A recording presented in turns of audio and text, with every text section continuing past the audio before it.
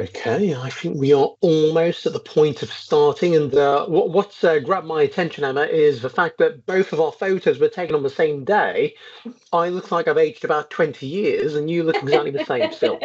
So that's just great. Great for my self-confidence. But look, getting back onto topic, thank you to everyone that's taken the time to join the session today. We hope you find it useful. We're going to be talking about building a smarter PMO with technology, specifically Microsoft Planner, Power Platform, and Copilot as well. I'm Baz Kinder. I'm the Commercial Director of Wellington. I've been at Wellington since 2009, and I've been working at PMO since 2005, which probably explains why I look so much older than what I do on my photo there. But Emma, would you like to say hello? Hi everybody, nice to see you. Thank you for joining this latest Wellington community event.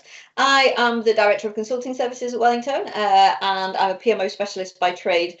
So I'll be talking to you a little bit about how we translate some of the research that we're finding into our PMOs and then how technology can help us.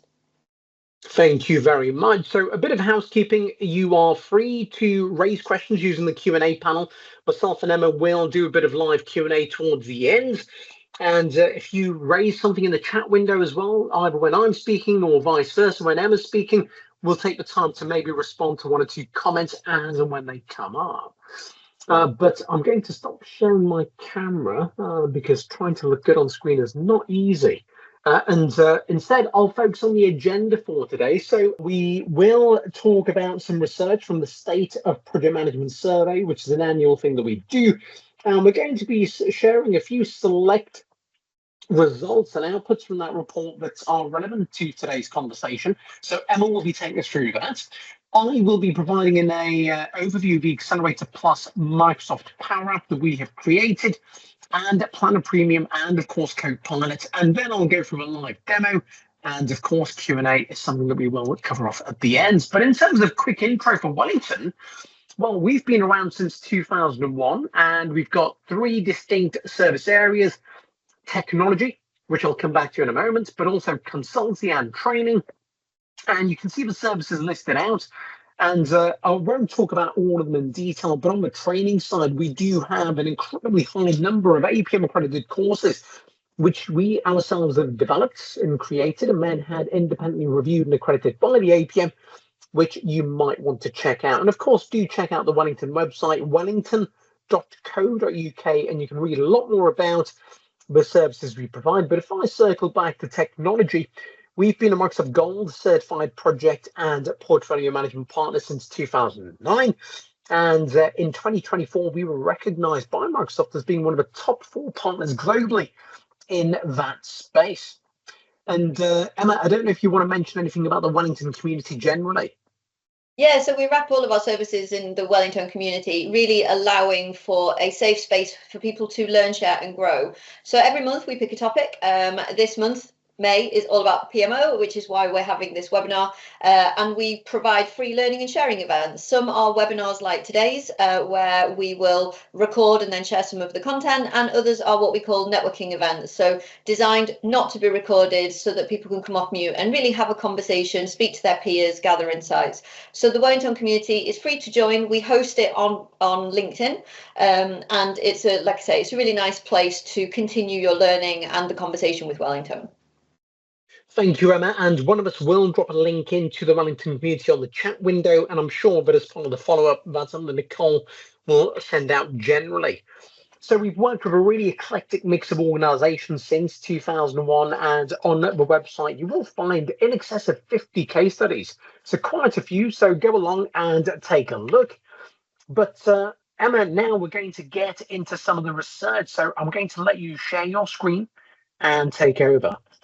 Perfect. Thanks so much, Baz. So hopefully you can all see my screen. We're going to be talking a little bit about the State of Project Management Research 2025. So what is the State of Project Management paper? This is a piece of research that Wellington have been annually developing since 2017. So it's been around for a little while. And one of the things that allows us to do is to identify trends over the years.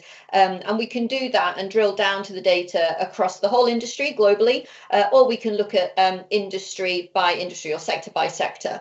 So today we're just going to be showing you some of the key stats, and Nicole will pop a link in the chat so that you can download the report yourself, and we'll also provide that as part of the follow-up. So some of our findings from 2025, so the latest information that we have is some key questions around how we deliver our projects, to see if we've started to move the dial a little bit in terms of getting better at how we plan and deliver our projects. So we can see that nearly 60% of people are now saying that they apply some kind of defined methodology, and we've seen this grow over the years from kind of low 40s into this kind of almost 60%. What that does tell us, though, is that there's still 40% of organizations that are not utilizing any kind of methodology. And when we determine the methodology, we're talking not just about the traditional, more waterfall methods, but also Agile, Lean Six Sigma, whatever methodologies there are. So there are still organizations that are not utilizing this really critical aspect to make sure that we gather the consistency of approach, which kind of starts to give us confidence in how we're delivering. When we couple that with project schedules, so our project plans, we can see that nearly 70% of organizations are actually using project plans. So that makes us a little bit happier because it kind of shows that we are trying to deliver our projects in a controlled fashion. And again, in terms of the technology, we'll talk a little bit more as to what people are actually using. One of the key questions for Wellington is around maturity and where people believe they are on a scale of kind of very satisfied to very dissatisfied, effectively. And we can see a real spread. It's actually quite rare to find people who are very satisfied with their level of maturity. In fact, we find that 40% nearly are almost kind of somewhat or very satisfied with that current level. But that tells us that the more than 60% of organizations are not super satisfied with where they are at the moment. That from if we look at the trends perspective, that really tells me that organizations are starting to wake up a little bit more to the importance of project management as a strategic discipline within their organizations. And this means that people are becoming a little bit more dissatisfied with their current state of play. I know that when I deliver maturity assessments, I spend quite a lot of my time doing that. We do find that there's usually a trigger, somebody's joined the organization where they've maybe come from a more project-centric space, and they start to really push on the importance of project management. In terms of the clients that we work with, we tend to find that most organizations start working with us at around a 2.2 to 2.5 out of 5 in terms of maturity. So a kind of about halfway, which makes sense. The characteristics that we expect to see at this level of maturity are we will have some processes developed. They're probably not being utilized consistently. They are maybe being applied by a specific team or for specific larger projects and programs that maybe have more eyes on them effectively. And we will sometimes see a PMO in place, and sometimes we won't see a PMO in place, where we see the responsibilities being dispersed around the organization, that we would see that kind of more of a centralized view a bit later on in the maturity. So one of the key things around maturity is understanding where you are, and then understanding where do you want to get to. So 40% of organizations say they're quite happy with where they are. That leaves quite a big delta where there's definitely room for improvement. In terms of the PMO itself, we always ask a question: what activities are undertaken by your PMO? And we can see that, yes, project status reporting, managing that portfolio list, the documents and templates and approvals are absolutely what we probably all expect to see towards the top of that. However, what we are seeing is providing project management expertise and project assurance coming up the ranks in terms of what activities our PMOs are actually delivering. And that's happened over the past years for a number of reasons, which we'll see in a second. And that is around capability development, which is one of our Wellington PMO principles. We're a natural knowledge hub, so it does make sense for us to be able to impart some of that knowledge, that wisdom, that expertise out into the organization. And when we couple that with what the biggest project management challenges are that people are experiencing, for the first time ever, attempting to run too many projects has come down to the second. That's been in the top spot pretty much since 2017, but it's actually this year for the first time been overtaken by poorly trained project managers. Now, what does that tell us? Not that project managers suck. Let's be clear about that. Professional project managers are doing a great job. We can see as an industry that we are delivering really big projects, within the boundaries and structures that are in place.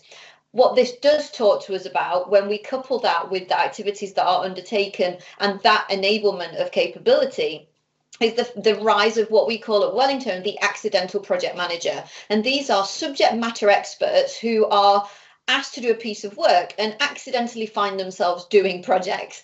And the challenge there is that most of those people have not been trained in project management. So we need to support them, certainly from a PMO perspective, to be able to understand what is the role of the project manager? What are they expected to deliver? What's the language that they need to be using? What are the artifacts that they need to be creating? And how they motivate and bring together a temporary team.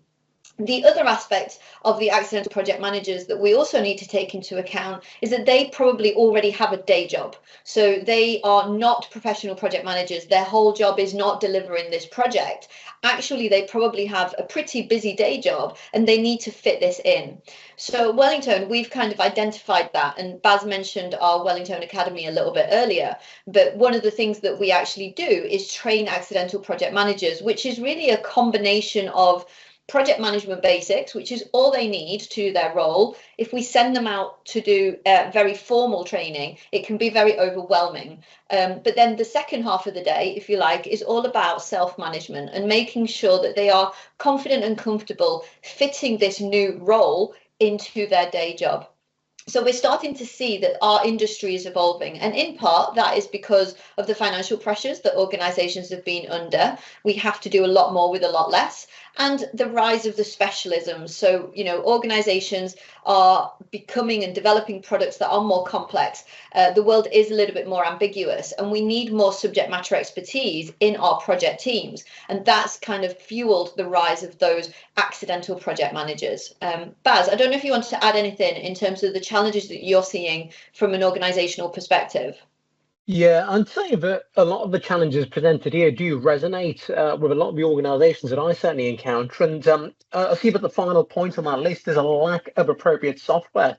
And what we tend to find is that even if an organisation has defined a process around resource management, governance, stage gate, whatever else it might be, unless they've got a solution to bring it all together and to reinforce and underpin those processes, they tend to maybe start strong, but they do fall by the wayside quite quickly. So lack of appropriate software, I'd say, for me, is the reason why a lot of these challenges exist. But again, they can be addressed by just having the right solution in place.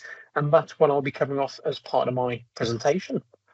And I think it's really important to note that some of the other areas where organizations are finding challenges, like the lack of governance, project funding, inconsistency, planning, by implementing software, and I'm sure Baz will talk about this, it actually does enable a little bit of a maturity rise automatically, because it does enforce a little bit more discipline and structure to the way that we work. So let's have a look at the final slide that I'm going to present from a stats perspective, just to continue giving you the context, but really kind of drilling down into more of the mechanics, if you like, of project management. So we can see that 14% of us are still planning using Microsoft Excel. So not even Microsoft Project Desktop, but we're still in Microsoft Excel, which, as we all know, if we've done this before, is a very manually intensive approach to delivering a project plan of any description. And when we then couple that to be able to tell more of a story, there's a further 11% of us that don't have any project management solution at all. So very much still working on spreadsheets, Word documents, PowerPoint, again, very manually intensive and also very prone to human error. And again, I see this a lot when I'm doing maturity assessments and talking to people about how they are currently managing. Many people feel very overwhelmed by the amount of administrative burden that this way of working provides. And then scarily, there's still more than 40% of us who are spending one or more days manually collating project reports. So again, I'm sure Baz will give us a solution to that. 42% of us are spending one day every single month, just collating information is really not the most valuable use of our time. If we can enable ourselves with technology to collate that information and provide some initial insights, we can then spend that time more valuably looking for trends, analysing that to provide good information that's going to enable some key decisions. So I'm going to hand back over to Baz now, and I will just remind you as I do that, please feel free to add anything into the chat or the Q&A panel, and we'll get to it throughout and at the end. Thank you very much, Emma. So yes, building on that conversation around spreadsheets, we encounter a lot of organizations that are using spreadsheets, maybe not necessarily to pull together their project plans, but to maybe manage their RAID log items or project prioritization or cost tracking. And what we can say is, well, you must be sick of that sheet.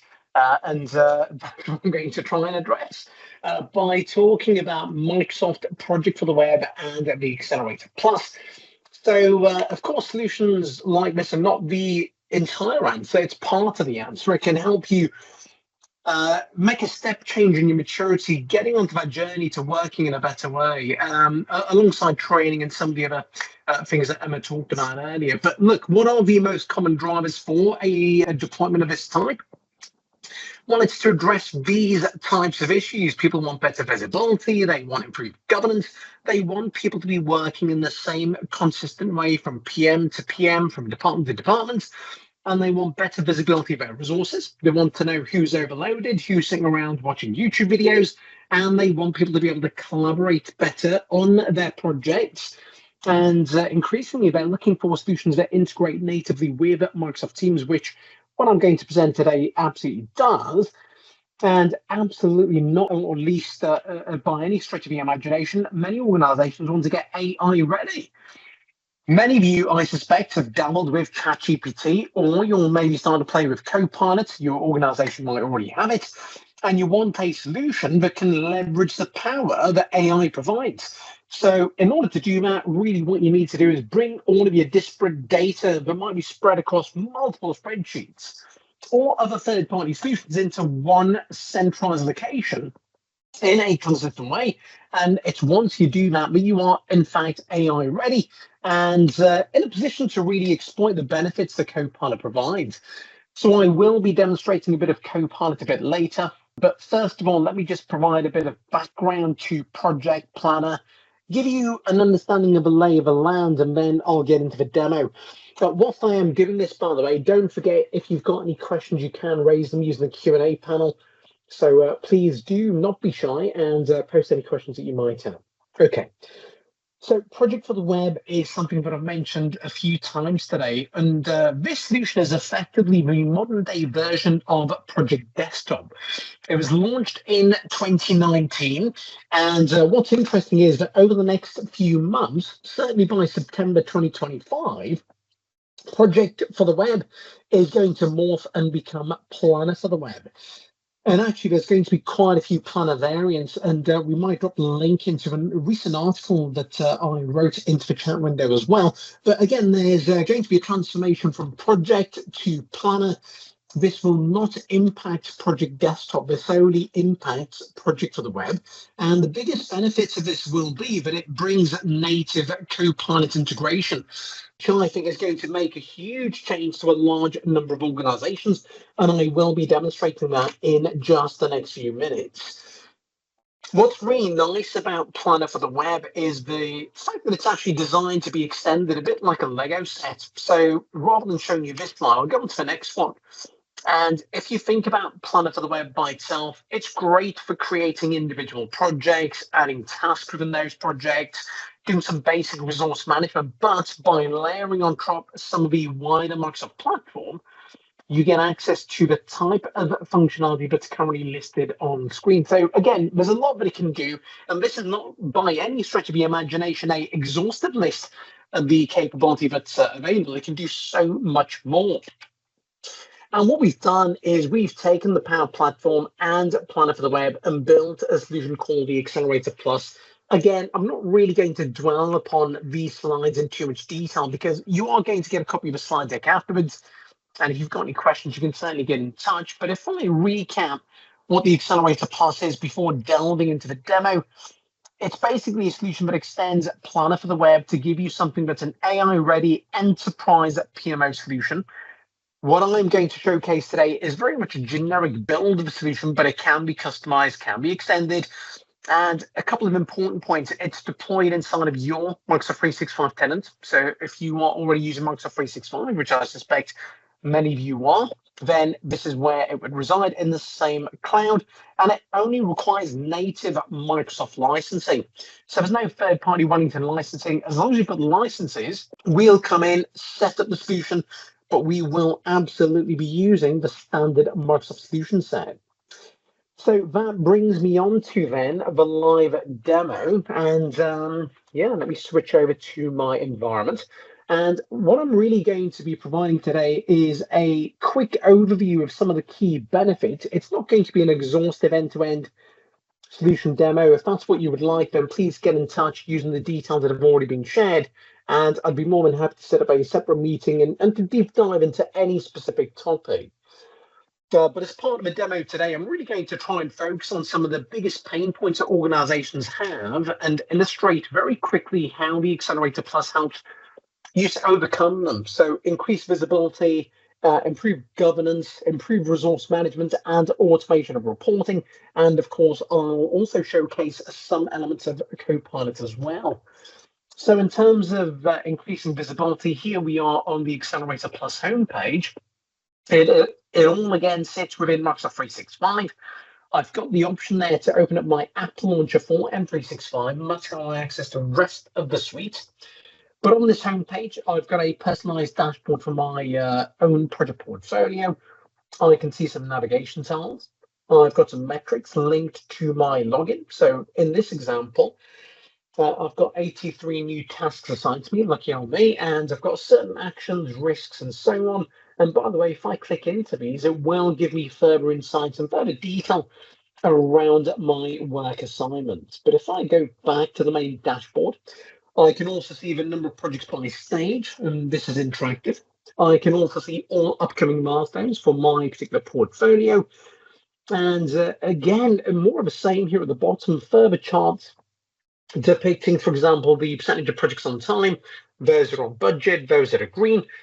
Now, what's of interest here is the fact that we can actually tweak these reports as well. So rather than focusing on the positives, we could, in fact, display which projects are not on time or what percentage and how many are missing their budgetary KPIs and how many of them are red and amber. We can also make them interactive so you can click through and go and get access to that data. Again, this won't be an exhaustive demo, but I will talk about some of the items that we provide within the Accelerator Plus standard. Firstly, we've got the pipeline. This is where brand new ideas, brand new work requests are submitted. It's where users might be invited to build a business case for their project and demonstrate strategic alignment. And of course, senior stakeholders or decision makers can use that data to effectively prioritize the projects and ensure that they're running the right project in the first place. We also provide live visibility of portfolios, programs, other projects. We've got an entire suite of comprehensive reports through Power BI, which I will be demonstrating shortly. And we've also got a full complement there of RAID log items and other management artifacts.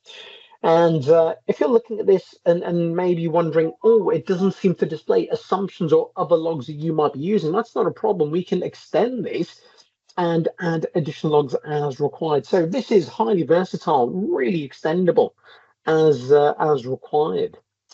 For the sake of time, I'm going to go straight into a list of all of my projects. And one of the first things I'll mention is that straight away, we've got much better visibility of the portfolio because all of the data that you're seeing now is effectively real-time data. And I'm not restricted to this view. I've got multiple global views I can go and select. In fact, I can define my own views as well. And to illustrate, I will very quickly go here, my active projects. And of course, it's very colorful. I see lots of KPIs being thrown up. And if I go back to my active projects, I'll also demonstrate really quickly some of the additional versatility here. These are the standard columns that I'm displaying, but if I click on add columns, you can see the breadth to which we can extend and enrich some of those views. I'll close that out for now, cancel out of that, and I'll point out something else of note. Talking of collaboration, we can also see here a list of all the project managers. And linked to that is Teams presence information. So if somebody's got a Office 365 user profile, they're logged into Teams, you'll be able to go in and, of course, converse with that person. Drilling down into a project will continue this theme. So let's talk a bit about governance. And this, by the way, is my drill down view of this particular project. In terms of governance, you can see here at the top, we've defined a stage gate for this project to follow. So here we've got a breakdown of all the stages and the prerequisite checklist items that somebody must complete before requesting to move on to the next stage of the life cycle. These workflows, by the way, I should point out that they are incredibly flexible. So whatever stage gates you want to drop in, you can. Some projects might not even have a workflow, but we can also determine behind the scenes who the approvers are going to be if that's appropriate for that particular project type. Beneath that, we also then see all of the respective tabs that we have available. And again, these can be customized, but you can see on the summary page that we're capturing data linked to the project in very much a consistent way. We can define the fields, ensure that people go in, select the right fields, and populate the information in the way that it's expected. And we can also make certain fields mandatory as well. We're seeing outputs here from the schedule itself. We can see baseline information, status report information as well. You'll see along the tab that we can also capture the business case details, cost information, all very much centralized in one location itself. And I'm going to let this little component load up just to demonstrate really that, again, there's another way in which you can migrate from spreadsheets to something that is held centrally in one place. Document management underpinned by SharePoint, but again, we're providing visibility of everything in one space. Resource management, I will demonstrate through reporting a bit later. Many of you are probably wondering, well, where's the project plan? Well, here it is. There's my project plan. There's my grid view, the most traditional layout that we have. We also have the timeline view as well, which represents my plan in the format of a Gantt chart. And these fields are all interactive, so we can click and drag, move things around as required. We can also access a board view, which is identical to Microsoft Planner, which you guys might have dealt with historically. And you're not limited to viewing this information just within the Accelerator Plus. We can actually go full screen, open this up in a standalone browser tab. We could also navigate to Teams itself. So this is Microsoft Teams now. And within Microsoft Teams, there's my team. And within that, I've got a tab for the project plan. And if I go and expand, again, same project plan, but viewed through Microsoft Teams. Conscious of time, so I will carry on. So there's my task information, risks, actions, issues, decisions, all of these other logs that you might want to capture. We've done so here, all within the same underlying solution, the Accelerator Plus. And just to illustrate what the drill down looks like, I'll go into a specific risk. I won't really talk about this, but I will scroll down very quickly. Of course, we allow for scoring, we allow for escalation, and the ability to convert a risk into an issue as well. Now, whilst that was very much at a project level, if I go to my overarching risk log, these are now risks across the entire portfolio. So again, a really detailed view. I could easily go in, visualize the information using Power BI. But what I can also do is open up Copilot and actually ask questions about the data. Now, I can ask questions about anything to do within the Accelerator Plus. And in around 2 weeks, we're also launching a custom Copilot, which, as well as helping you interrogate the data, will actually be able to perform actions automatically on your behalf. But for now, I'm going to ask Copilot to show me a list of risks without, whoops, I can't spell, without a mitigation plan. This is the risk of doing the slide. You'll realize that I can't spell or type. But okay, it's working on it now. And hopefully within the next few seconds, it will give us a list of all of the risks that we've got within the environment that don't happen to have a mitigation plan defined. And there we go. So we've got 15 risks without a mitigation plan. It gives me some notable examples. And of course, I can go and show them all on a single page. But what I will do is ask one further question. So show me a list of projects that have not been updated in the last, we go back in the last 30 days. And this is where it gets interesting. We get to see who's doing what they should be doing and who isn't doing what they should be doing. So there's my list of projects that have not been updated recently. I'll show them all on a single page and close that down. So that's great. I can see a list of all the projects, and of course I can go and drill down into them and find out who the PM is. Otherwise, I can just go into the columns. I'm going to drop in the owners column. So let's close that out. So let's move that to the front, apply. And now I can see a list of all the people that I need to go and hit with a virtual stick and chase down. But again, that was a very quick view of Copilot. The final thing that I'm going to demonstrate today is a bit of reporting. So reports, as we saw through some of the stats earlier, they generally are created manually. A lot of copying and pasting, a lot of subjective data going into them quite often. And actually, by the time the viewer views the information, it tends to be out of date, maybe by days, possibly weeks, maybe even months. Whereas with a solution of this type, there's a automated Power BI report pack, similar to the one that you're seeing now. So again, there's a lot of report types available. To kick us off, I'll go into the portfolio dashboard. There's a list of all the projects that we've got within the environment. I can, of course, go in, apply filters, as you see there at the top. I can also look at these charts and use many of these elements as filters themselves. And if I was to click into one of these projects, it would take me directly to the project plan within the Accelerator Plus to be able to get further insight. Risks I covered earlier, so there's my risk dashboard. I think a filter's been set, so let me go and clear that down. So there's our risks, and we might be really focused on resource management. So let's click on the resource-related risks and interrogate that information to a deeper extent. And talking of resources, let me go into resource availability. This will be the final report that I demonstrate. And in simple terms, it shows you very quickly who's ever allocated, who's got plenty of availability, and it shows you exactly when the bottlenecks are going to occur. And if this is ahead of time, great, because it gives you a chance to either reschedule your work or make a case to bring in additional resources. So again, that was a quick flyby visit of the Accelerator Plus. And look, guys, I would love to talk about things like licensing or other aspects, but we've run out of time. So on screen at the moment, you can see my LinkedIn address, Emma's LinkedIn address. She's a PMO ninja, as you can see from that URL.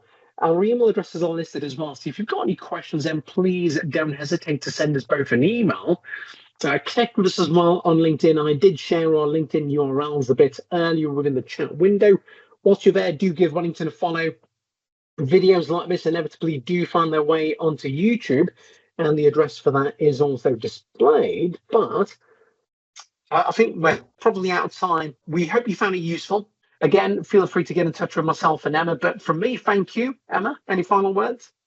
No, thank you all for joining. And next month, we'll be focusing on maturity. So keep an eye out on our community pages for the upcoming events. Speak to you soon. Thanks, everyone. Have a great day ahead. Bye.